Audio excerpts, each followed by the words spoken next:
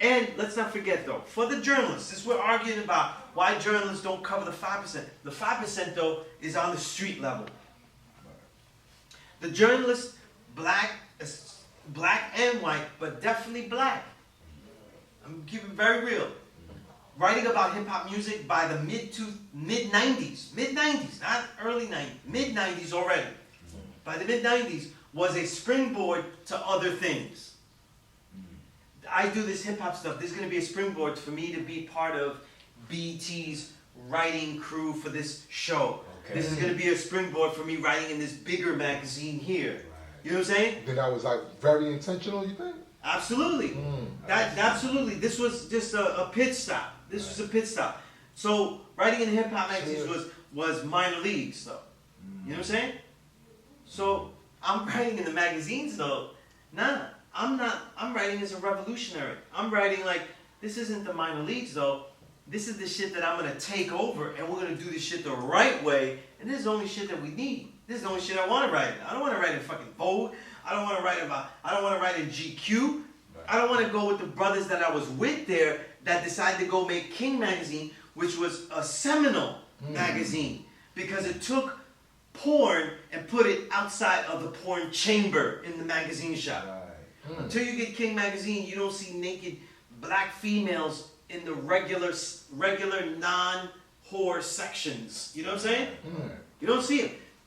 Eye Candy, the guy that made up Eye Candy is the same guy, right? Is the same guy that made up Aya-Likes and made up Show and Prove section. Wow. You know what I'm saying? Wow. So don't tell me about people that was doing black devilishment because I was there watching it. I was there watching it when I said, I'll give you another pitch. I said, hey, how about we write about Jean Grey? She just did a album with Ninth Wonder though, you know? Remember I had the different covers? She did Cuban Links cover, Hamas and Das Effects cover. Remember that? Yes. The 4 covers. I forgot the other 2. I think it was NWA and another one, right? And Jean Grey was dope. She was one of the best MCs, let alone females, in the 2000s. People waited for Lauryn Hill to make albums. It was Jean Grey who made all the albums in that era, right? You know what they said to me? They usually would laugh though. Who was that? The fucking shit that they would say. We're in a music magazine about hip hop. You go, who's that? That's the answer I would get. I didn't get that answer though, not with female. I got the easy answer. You know what answer I got? I got, we already have our female. We already have our female. Because we got Eye Candy. So the model thing, they named the model, the whatever, she was in 50 Cent's video and shit like that, and she was in there. So that female that was half naked, that had no skills, and was just trying to develop her skills, you know what I'm saying?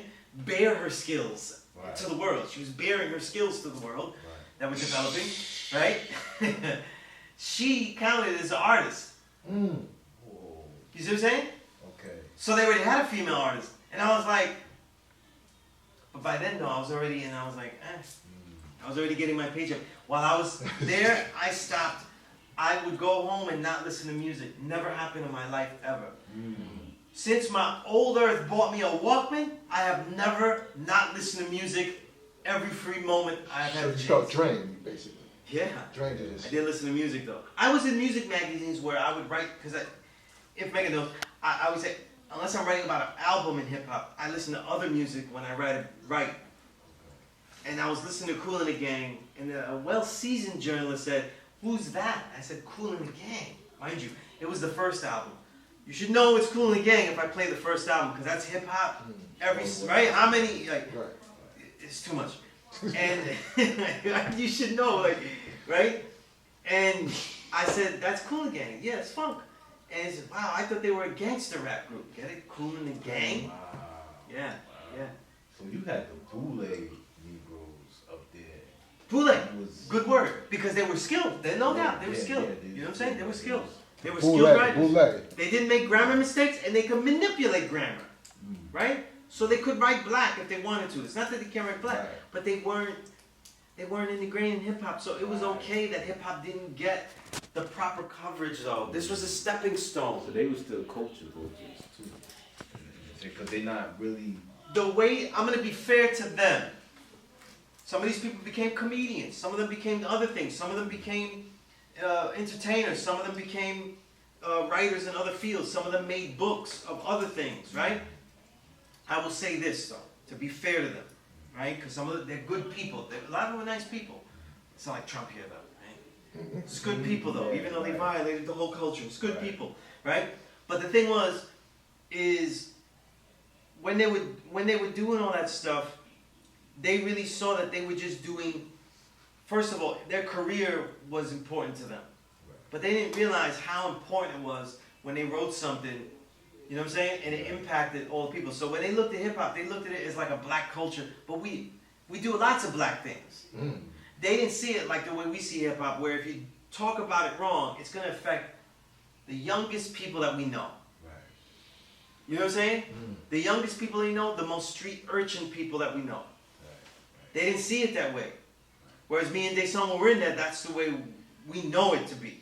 You know what I'm saying? We know it to be that way. You know, so it was different. So they weren't covering us though. They weren't covering us though. You know what I mean?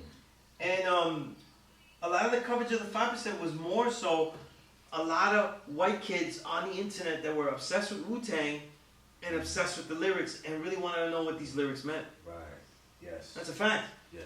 That's a fact. So how do you think that we can be justified and covered by what you're sharing with me? Is it seems like these are colonized minds already. Right. Like their minds are already colonized. Well, getting covered by a major magazine now is not even. They're not going to cover any music that a 5% would make. 5%ers don't make bad music. Right. So why would they be? That's what I'm saying. But overall, You know? But overall, no, that's what I said. Well, let me give you the ego answer first, though. It's me. That's who. The Tony Montana. It's me. That's who. Right. You know what I mean? Right. It's me. There's nobody else. You know what I'm saying? But at the same time, though, I think a lot of it is on the artist, though. Yes. I also think, and I've said this to you before, a lot of the artists today are influenced by us, but they don't necessarily live that lifestyle. A lot of this because a lot of the artists of this era that are better because they're older. They went through the 2000s and they didn't get signed. I'll give you one example, Rome Streets. Rome Streets was making music since throughout the entire 2000s. You know what I'm saying? And made some commendable records that he himself lauded for himself, but never had a way of putting it out himself. Right. So then when you see him, when he comes on Street Pharmacy, right? Not when Rosenberg found him last year, right?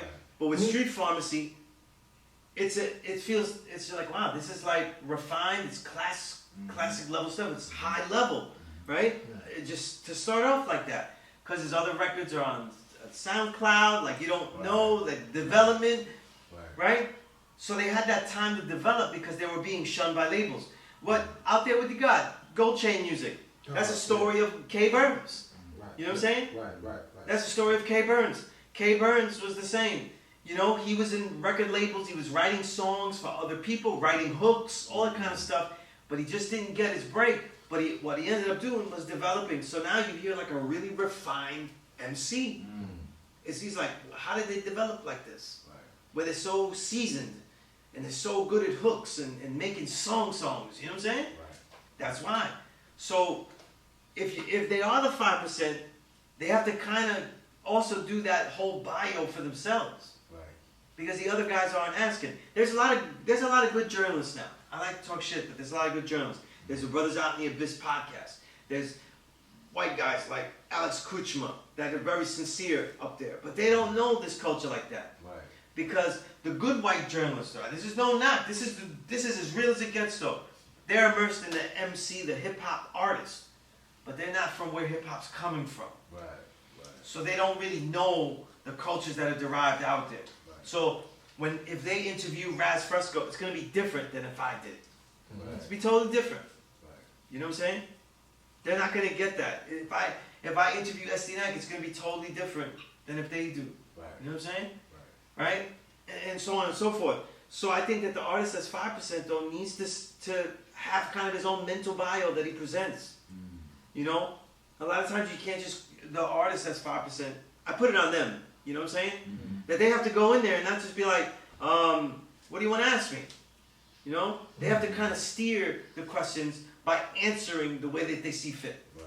You know what I'm saying? And that includes, though, when it's relevant, the song is relevant, when the culture is relevant, to make that knowledge born. Right. You know? And you see, you know, if the writer's writing it though, they're not always gonna do that. You know what I'm saying? Right. They're not with SD when he gets covered in a complex or something, you don't know if they're gonna do that. Right. You know, they might not. You know what I'm saying? But he's someone that puts a lot of emphasis when it needs to be, so it gets mentioned. Right. But a lot of other guys don't, and it doesn't get mentioned. If Mecca did this.